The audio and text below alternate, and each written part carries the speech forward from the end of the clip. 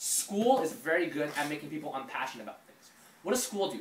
School gives you a series of systems and mechanisms that force you to learn for the sake of something else. It forces you to learn for the sake of a grade, for the sake of going to college, for the sake of an essay, for the sake of getting a teacher's recommendation. You stop learning how to learn for the sake of learning. We forget that all these grades and all these things, what are they supposed to be again? They're supposed to be measurements. They're like a ruler. They're supposed to measure how much we learn, how much our brain has been filled up in a class. They're not the result. They're not why we're in the class. They don't even matter in the big picture. But we forget that. Parents forget that. Teachers forget that. Children forget that. We have a system now that discourages creativity. There's a research report done on this. It's 1961 by a professor named, I can't remember his name. His name started with an R. I read this research. It says, teachers don't like creative children. Creative children tend to be the ones who challenge the teacher the most. There's a lot of research on this. It's a documented empirical study. It indicated that most classrooms subdue creativity.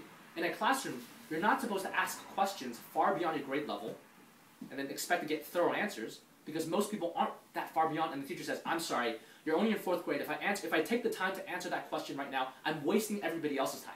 Come talk to me after class, or find someone else and ask them this question, or learn on your own.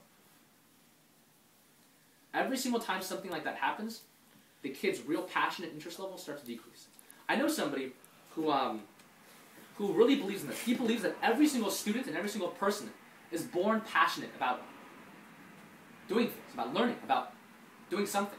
And what happens is you go to school, and a lot of schooling stamps it out of you. Do you guys know what TED Talks are? TED? Technology, Entertainment, and Design. It's a very famous organization. They invite some of the world's most famous speakers to come talk at a conference every single year in California. It's very expensive to go. It's like $16,000 for a ticket. They invited Bill Gates, Bill Clinton, very famous people, Al Gore, to give talks. There's their most famous talk on their website. They put all their talks online for free. But you can see them, if you go to TED.com, you can see every single talk ever. It's amazing. They have some amazing talks. There's one of their most famous talks is by a person named Ken Robinson. He's a professor. His talk was called Schools Kill Creativity. It's the most famous talk on TED. Watch it. It's absolutely amazing. A lot of what he says is evidence. It's facts. It's factual. He's not giving his opinion. He talks about how the school system was made. The American schooling system was made in the 18th century. Why? Because in the 18th century, America was going through the Industrial Revolution. What worked? Well, everything that the school was supposed to produce workers for the Industrial Revolution. It was supposed to produce people who can work in a factory, who can obey orders. That's why we have things like ringing the bell. You know where that was taken from? When the school class rings its bell, that's taken from the factory model.